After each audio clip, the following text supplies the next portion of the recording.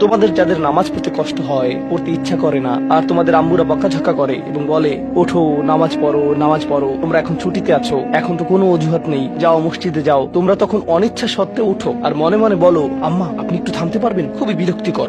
এমনকি যখন নামাজে দাঁড়াও আল্লাহু আকবার বলে চোখ এদিক ওদিক ঘোরাতে থাকো, তোমরা এটাই করো। এখন পিতামাতাদের উদ্দেশ্যে কিছু কথা বলছি।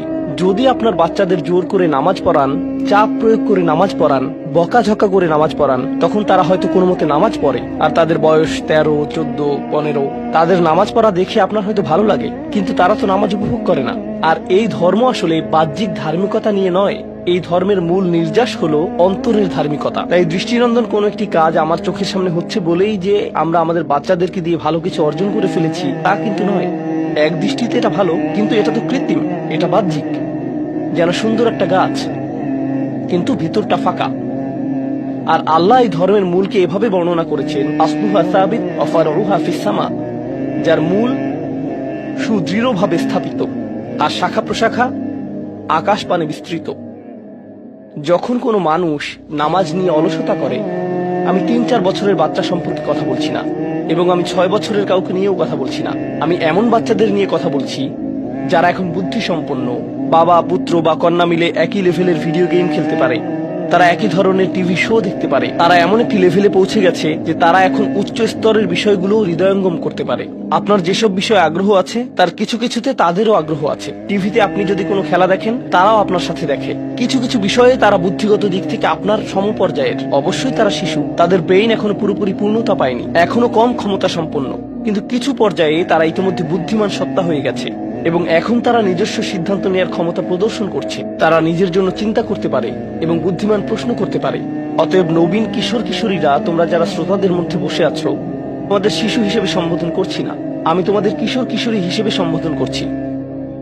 মনে করো তোমাদের বাবা তোমাদের সাথে কথা বলছে, বা তোমাদের মা তোমাদের সাথে এই খুতবায় কথা বলছে।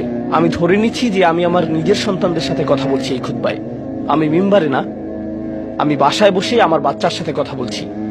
তখন আমি কিভাবে তাদেরকে নামাজ পড়তে বলবো? প্রথম যে বিষয়টা বলে আমি কথা শুরু করতে যাচ্ছি তা হলো, প্রিয় সন্তান, এমন একটি সময় ছিল যখন আমি তোমার কথা জানতাম না, তোমার সাথে আমার কোনো সম্পর্ক ছিল না, তোমার কোনো অস্তিত্ব ছিল না, আমি তোমার ব্যাপারে কোনো পরোয়া করতাম না, তোমার কথা কখনো চিন্তা করতাম না, তুমি আমার নিকট কিছুই ছিলে না। লাম ইয়াকুন শাইআম মাযকুরা। কোরআন বলছে মানুষের জীবনে এমন একটা সময় ছিল যখন কেউ তাকে স্মরণ করতো না, একেবারেই না। আমি তোমাকে একটুও ভালোবাসিনি, কারণ তুমি আমার নিকট জিরো ছিলে, কিছুই না। কিন্তু হঠাৎ করে আমার জীবনে তোমার আগমন ঘটলো। এমনকি যখন আমি জানতে পারলাম যে তোমার মা তোমার জন্ম দিবে, যখন সে তার পেটের মধ্যে তোমাকে বহন করে চলছিল, এমনকি তোমার মাও ভাবতো কেমন হবে আমার সন্তানটা, কিন্তু আমার কোনো ধারণাই ছিল না, আমার কাছে কোনো তথ্য ছিল না। আমার একটা অংশ এই ভয়ে থাকতো যে তুমি হয়তো আমার মতো হবে, কিন্তু আমার কোনো ধারণাই ছিল না কেমন মানুষ হবে তুমি। এমনকি তুমি যখন একটু একটু করে বড় হচ্ছিলে, তুমি যখন একদম ছোট বাচ্চা ছিলে, আমি আসলে জানতাম না তুমি কে। আমি শুধু জানতাম তোমাকে খাওয়াতে হবে, আর মাঝে মাঝে তোমার থেকে দুর্গন্ধ আসতো। এছাড়া তোমার সম্পর্কে আমি তেমন কিছুই জানতাম না। এখন তুমি যেহেতু বড় হয়ে উঠছো, এখন আমরা পরস্পর কথা বলতে পারি এবং যোগাযোগ করতে পারি। তুমি স্কুলে যাচ্ছ, আমরা একই বাড়িতে বাস করি। আমি শুধু তোমাকে জানাতে চাচ্ছি, আমাদের মধ্যে এই সম্পর্কটি সবসময় বর্তমান ছিল না। আমি তোমাকে আরো জানতে চাই, এই সম্পর্কটি সবসময় বর্তমান থাকবেও না। খুবই অল্প কিছু সময়ের জন্য আমরা দুজন একত্রে থাকবো, আর অল্প কিছু দিনের মধ্যেই তুমি পুরোপুরি বড় হয়ে যাবে, তুমি যুবক হওয়ার পথে। এটা খুব দূরের জিনিস না। বস্তুত তোমার বাচ্চাকাল থেকে এখন পর্যন্ত সময়টাকে আমার কাছে 1 মাসের মতো মনে হয়। চোখের পলকে তুমি এখনকার তুমি হয়ে গেছো। কিছু বুঝে উঠতে উঠতেই তুমি বড় হয়ে যাবে। একদিন ইউনিভার্সিটিতে যাবে, চাকরি করবে, বিয়ে করবে, এর সবকিছুই ঘটবে ইনশাআল্লাহ, যদি আল্লাহ ইচ্ছে করেন। যখন ওই ব্যাপারগুলো ঘটবে, তখন আমাদের সম্পর্কটা আর আজকের মতো থাকবে না। বাড়িতে এসে তুমি আমার কাছে ছুটে আসবে না, তুমি আমার সাথে সময় কাটাবে না। তোমার নিজের চাকরি থাকবে, পরিবার থাকবে, স্ত্রী থাকবে বা স্বামী থাকবে, তোমার তখন নিজের জীবন থাকবে। সুতরাং আমাদের হাতে একত্রে যে সময়টুকু আছে তা খুবই সীমিত। এমনকি এই সময়টুকুতেও তোমার স্কুল আছে, আমার চাকরি আছে, আমাকে বাজার করতে হয়। আমাদের হাতে হয়তো দৈনিক 20 মিনিট সময় থাকে সত্যিকারের কথা বলার। আমাদের একসাথে অতিশয় সংক্ষিপ্ত কিছু সময় থাকে। তুমি যখন বড় হয়ে যাবে, তখন আমার সম্পর্কে তুমি শুধু আমাদের একত্রে কাটানো ওই গুটিকত মুহূর্তগুলোর কথাই স্মরণ রাখবে, কারণ আমাদের কাছে একত্রে কাটানোর মতো 24 ঘন্টা নেই, আমাদের নেই। তো মোট কথা, প্রথম যে জিনিসটি আমি তোমাকে জানাতে চাই তা হলো, আমি তোমাকে কোনো মতে চিনি। আমি জানি আমরা একত্রে বাস করি, কিন্তু আমি সত্যিই তোমার সম্পর্কে খুবই অল্প জানি। কেন জানো? কারণ কোনো মানুষ অন্য কোনো মানুষকে সত্যিকার অর্থে চিনে না। তুমি যা যা চিন্তা করো তার সবটা তো আমাকে বলো না, আর আমিও নিজের চিন্তার সবকিছু তোমাকে জানাই না। কিন্তু এমন এক সত্তা আছেন যিনি তোমাকে চিনতেন, এমনকি যখন তুমি আমার নিকট কিছুই ছিলে না তখনও। এমন এক সত্তা আছেন যিনি তোমাকে তখনও ভালোবাসতেন যখন সৃষ্টি জগতের কেউই তোমাকে ভালোবাসতো না, এই জগতের কেউই তোমাকে স্নেহ করতো না। এমন এক সত্তা আছেন যার সাথে তোমার সম্পর্কটা আগামীতেও থাকবে, যদিও তোমার আমার সম্পর্ক আগামীতে পরিবর্তিত হতে যাচ্ছে। ছোটবেলায় আমার বাবার সাথে আমার এক ধরনের সম্পর্ক ছিল, কলেজে পড়ার সময় তার সাথে সম্পর্কটা অন্য ধরনের ছিল, আর এখন তার সাথে আমার সম্পর্কটা সম্পূর্ণ ভিন্ন রকম। যদিও আমরা একই মানুষ আছি, কিন্তু আমাদের সম্পর্কে আমূল পরিবর্তন এসে গেছে। কিন্তু একজন এমন আছেন যিনি সর্বদা তোমাকে ভালোবেসে গেছেন, তোমাকে নিরাপত্তা দিয়ে গেছেন, তোমার ভালোর জন্য পরিকল্পনা করে গেছেন, তোমার যত্ন নিয়েছেন একেবারে শুরু থেকেই, আর তিনি সব সময় তা করে যাবেন। আর সেই সত্তা আমি নই, আমি তোমার জীবনের একটা পর্ব মাত্র। এটা সুন্দর একটা পর্ব যা আল্লাহ তোমাকে আমাকে একত্রে দান করেছেন, কিন্তু এটা কোনো স্থায়ী পর্ব নয়। এটা ছিল প্রথম ব্যাপার যা আমি তোমাকে জানাতে চেয়েছি। দ্বিতীয় যে বিষয়টি আমি তোমাকে জানাতে চাই তা হলো, আমি যখন তোমাকে নামাজ পড়তে বলি বা কোনো কিছু করতে বলি, তোমার তখন মনে হয় আমি তোমাকে নিয়ন্ত্রণ করছি, তোমার উপর বসগিরি দেখাচ্ছি, তোমাকে কেবল এটা ওটা করতে বলি। আমি চাই তুমি জেনে রাখো, আমার পক্ষে আসলে তোমাকে নিয়ন্ত্রণ করা সম্ভব নয়। আমি তোমাকে উপদেশ দিতে পারি, কঠোরতা দেখাতে পারি মাঝে মাঝে, এটা সত্য, কিন্তু অতি সত্বর তুমি এতটা বড় হয়ে যাবে যে তখন যত জোরেই আমি চিৎকার চেঁচামেচি করি না কেন, আমার কণ্ঠস্বর যত উঁচুই করি না কেন, যত হতাশাই ব্যক্ত করি না কেন, এতে কোনো লাভ হবে না। কারণ তোমার সিদ্ধান্তগুলো তুমিই নিবে। তুমি এরকম বলবে, আচ্ছা বাবা, আমি একটু পরে তোমাকে কল দিচ্ছি, আমাকে এখন যেতে হবে, আরেকটা কল এসেছে। তুমি তখন আমাকে অপেক্ষায় রাখবে আর নিজের কোনো প্রয়োজন সারবে। মূলত অধিকাংশ সময় তোমার পছন্দ অপছন্দের উপর আমার কোনো নিয়ন্ত্রণই থাকবে না। তুমি যখন স্কুলে থাকো এবং বন্ধুদের সাথে আড্ডা দাও, তাদের সাথে কথাবার্তা বলো, আমি ওইসব কথাবার্তার কোনো কিছুই নিয়ন্ত্রণ করি না। আর আমি যদি ইতিমধ্যেই তোমাকে আইপ্যাড বা ফোন বা এরকম কিছু দিয়ে থাকি, আর এগুলো দিয়ে তুমি তোমার বন্ধুদের সাথে যোগাযোগ করো, তুমি তখন কোন ধরনের যোগাযোগ করো তার উপর আমার কোনো নিয়ন্ত্রণই থাকে না। এমনকি যদি আমি ওইসব ডিভাইসে প্যারেন্টিং কন্ট্রোল অ্যাপস ইনস্টল করে দেই, তবুও আমি তোমার চিন্তা নিয়ন্ত্রণ করতে পারি না। আমি কিছুটা নিয়ন্ত্রণ পেতে পারি, কিন্তু সেটা খুবই সীমিত। তবে এমন একজন আছেন যিনি নিয়ন্ত্রণ করে গেছেন তোমার শরীরের প্রতিটি কোষ। এক সময় তুমি যে মাইক্রোস্কোপিক তরল পদার্থ ছিলে, সেটাও তিনিই নিয়ন্ত্রণ করে গেছেন, যা তোমার মায়ের গর্ভে বড় হচ্ছিল, যা নিয়ন্ত্রণ করছিল তোমার জেনেটিক ক্রোম, যার উপর ভিত্তি করে তোমাকে সৃষ্টি করা হয়েছে। কেমন হবে তোমার শরীরের রং, তোমার চুলের আকৃতি, তোমার চোখ, তোমার বুদ্ধি কেমন হবে, তুমি কতটা লম্বা বা বেটে হবে, এর সবকিছুই তিনিই নিয়ন্ত্রণ করে গেছেন। তোমার উপর আসলে তার নিয়ন্ত্রণ আছে, আমার নয়। আমার একটি কথা মনে পড়ে গেল, যা রাসূল সাল্লাল্লাহু আলাইহি সাল্লাম তার মেয়ে ফাতিমা রাদিয়াল্লাহু আনহাকে বলেছিলেন, ইয়া ফাতিমা বিনতি মুহাম্মদ ইত্তাকিল্লাহ ফা ইন্নী লা আমলিকু লাকি মিনাল্লাহি শাইআ। ও ফাতিমা, মুহাম্মাদের কন্যা, আল্লাহর ব্যাপারে সচেতন থাকো। আল্লাহর নিকট আমার কোনো কর্তৃত্ব থাকবে না তোমার ব্যাপারে। এখন আমরা পরবর্তী পয়েন্টে এসে গেছি, যা এই কথার সাথে সম্পর্কিত। আমার যেহেতু নিয়ন্ত্রণ নেই, সত্য হলো তোমার ব্যাপারে আমি যতই সংরক্ষণশীল হই না কেন, আর আমি চাই যে তুমি ভালো করো, তবুও তোমার ভালো আমি নিয়ন্ত্রণ করি না, আর আমি এর জন্য দায়বদ্ধ নই। আল্লাহ প্রতিটি মানবকে তার নিজের জন্য দায়বদ্ধ করে সৃষ্টি করেছেন। দেখো, তুমি যদি ট্রাফিক আইন লঙ্ঘন করো, যদি একদিন ড্রাইভিং লাইসেন্স পাও এবং এরপর রাস্তায় লাল বাতি উপেক্ষা করে চলে যাও, পরে পুলিশ তোমাকে ধরলো, তখন তো তুমি বলতে পারবে না, আপনি একটু আমার বাবার সাথে কথা বলতে পারবেন না।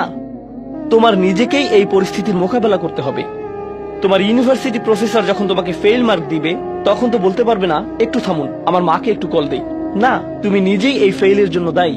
আইনের কোর্টে তোমার কাজের জন্য তুমি দায়ী, ইউনিভার্সিটিতে তোমার পাস ফেলের জন্য তুমি দায়ী, তোমার চাকরিতে তুমি তোমার জন্য দায়বদ্ধ, তোমার স্বাস্থ্যের ক্ষেত্রে তুমি কি আহার করো তুমি তোমার জন্য দায়বদ্ধ।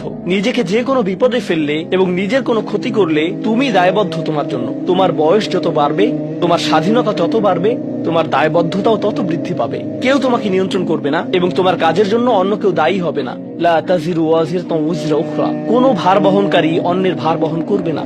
আমি আসলে তোমার জন্য দায়ী নই। আর শেষ বিচারের দিন আমরা প্রত্যেকে সম্পূর্ণ একাকী আল্লাহর সামনে উপস্থিত হব। এখন এই দুনিয়াতে আমরা একসাথে একত্রে বসবাস করছি, আমরা একই পরিবারের সদস্য, আমরা কোলাকুলি করি, আমি আমৃত্যু তোমাকে ভালোবাসি, আমি সর্বদা তোমাকে নিয়ে চিন্তা করি। কিন্তু সামনে এমন একটা দিন আসছে যেদিন আমরা আমাদের সমগ্র অস্তিত্বের সবচেয়ে নিঃসঙ্গ সময় পার করব। বস্তুত শেষ বিচারের দিন তুমি যদি আমার কাছে দৌড়ে আসো, এমন হতে পারে যে আমি তোমার থেকে দৌড়ে পালাবো। তোমাকে চিনি না আমি, দূর হও আমার কাছ থেকে। আমি এখন আমার হিসেব নিয়ে চিন্তিত, কারণ তোমার সাথে আমার সম্পর্কটি ছিল সামান্য কয়েকটি ক্ষুদ্র সেকেন্ডের জন্য আল্লাহর সাথে সম্পর্কের তুলনায়, যে সম্পর্কটি আরো অনেক বড়। অনেক বেশি পুরনো, আর ওটা থাকবে আরো বেশি সময় ধরে। আমাকে এখন ওই সম্পর্কটা নিয়ে ডিল করতে হবে শেষ বিচারের দিন। অতএব আমাদের এই সম্পর্কটি ইয়াউমা ইয়াফিরুল মারউ মিন আখিহি ওয়া উম্মিহি ওয়া আবিহি, এই ধরনের সব আয়াত। লোকটি পালাবে তার মা থেকে, তার বাবা থেকে, তার ছেলে মেয়েদের থেকে, তার ভাই বোনদের থেকে, তার স্ত্রী বা স্বামী থেকে। কেউ কেউ ভাবছেন স্ত্রী থেকে পালানো, এটা তো আমি বর্তমানেও করি। তো পরবর্তী যে বিষয়টি আমি তোমাকে জানাতে চাই তা হলো, আমি তোমার কাছ থেকে সম্মান অনুভব করতে চাই, ঠিক যেভাবে তুমিও আমার প্রদত্ত যত্ন অনুভব করতে চাও। তুমি যখন কাউকে ভালোবাসো তখন কেমন যেন তার কাছে তোমার একটা চাহিদা তৈরি হয়।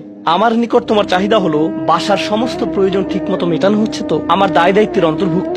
আমার কাছে তোমার চাহিদা হলো আমি যেন কারেন্ট বিল প্রদান করি, ঘরের এসিটা যেন কাজ করে। তুমি চাও আমি যেন তোমার স্কুলে যাওয়া নিশ্চিত করি, তুমি চাও আমি যেন তোমাকে জামা কাপড় কিনে দেই।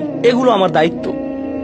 আর আমি চাই তুমি যেন আমাকে কিছুটা সম্মান প্রদর্শন করো এবং শ্রদ্ধা দেখাও এবং আমার কথা শোনো। এগুলো তো সবাই বুঝে, কিন্তু আল্লাহর সাথে তোমার সম্পর্কটা অন্যরকম। তার কাছ থেকে তোমার অনেক কিছু দরকার, কিন্তু তোমার কাছ থেকে তার কোনো কিছুরই দরকার নেই। তোমাকে তার একটুও প্রয়োজন নেই। আসলেই তার কারোরই দরকার নেই বা কোনো কিছুরই দরকার নেই। চলো তোমার সম্পর্কে কথা বলি। তুমি যখন বলো আমাকে কেন নামাজ পড়তে হবে, আমার নামাজ আল্লাহর কেন এত দরকার, তোমার কোনো কিছুরই আল্লাহর প্রয়োজন নেই। এই নামাজ কোনোভাবেই তার উপকারে নয়। আল্লাহ এমনকি বলছেন যখন কোনো কিছুই থাকবে না, চলো কোরআন থেকে একটা উদাহরণ দেই।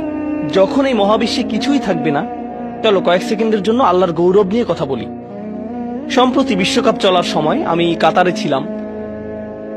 যেই টিম জয়লাভ করে, আর্জেন্টিনা জয়লাভ করে, তাদের জন্য এটা ছিল একটা দারুণ গৌরবময় মুহূর্ত। সবাই তাদেরকে নিয়ে আনন্দ উৎসবে মুখর। কল্পনা করো খেলোয়াড়টাকে নিয়ে উৎসব চলছে, কিন্তু কোনো দর্শক নেই, কোনো ক্যামেরা নেই, কোনো স্টেডিয়াম নেই, কিচ্ছু নেই। একটা লোক একা একা একটি দ্বীপে বাস করে, সে ফুটবলটাতে লাথি দিয়ে একটা গোল করে ফেললো আর বলে উঠল, ইয়ে আমি সেরা। কিন্তু কেউ তো সেখানে নেই। এমন ঘটনার কথা শুনলে মনে করবে লোকটি পাগল হয়ে গেছে, তাই না? গৌরব পেতে হলে গৌরব করার মতো একদল দর্শক থাকতে হবে। স্বীকৃতি পেতে হলে একদল মানুষ আশেপাশে থাকতে হবে যারা স্বীকৃতি দিবে। প্রশংসা পেতে হলে, কদর পেতে হলে নিজে নিজে তো আর প্রশংসা পেতে পারো না। এমন কেউ থাকতে হবে যে তোমার জন্য এই প্রশংসাটা করবে। কিন্তু আল্লাহ বলেন, কুল্লু মান আলাইহা ফান ওয়া ইয়াবকা ওয়াজহু রাব্বিকা যুল জালালি ওয়াল ইকরাম। তিনি বলেন সবকিছুই ধ্বংস হয়ে যাবে এই ধরা পৃষ্ঠের, তথাপি তোমার রবের চেহারা থেকে যাবে। আল্লাহই একমাত্র সত্তা যিনি তখনও মহিয়ান এবং গরিয়ান। এমনকি যখন তার প্রশংসা এবং গৌরব বর্ণনা করার কেউ থাকবে না। অন্য যে কারো ক্ষেত্রে কাউকে না কাউকে এটা করে দিতে হয়। তাই আল্লাহর প্রয়োজন নেই আমার নামাজের। আমার হালাল মুরগি খাওয়া আল্লাহর প্রয়োজন নেই। আমার মন্দ বলা থেকে বিরত থাকাও আল্লাহর প্রয়োজন নেই। তাই নিজের মাথা থেকে এই চিন্তা দূর করে দাও যে নামাজ পড়ার মাধ্যমে তুমি কোনোভাবে অন্য কারো উপকার করছো। আল্লাহ এমনকি বলছেন, ইয়ামুন্নুনা আলাইকা আন আসলামু, তারা মনে করে তারা ইসলাম গ্রহণ করে তোমাকে ধন্য করেছে। লা তামুন্নু আলাইয়া ইসলামাকুম, আমাকে বলতে এসো না যে তোমার ইসলামের মাধ্যমে তুমি কোনোভাবে আমার উপকার করেছো। বালিল্লাহু ইয়ামুন্নু আলাইকুম, বরং আল্লাহই তোমাদের প্রতি অনুগ্রহ করেছেন।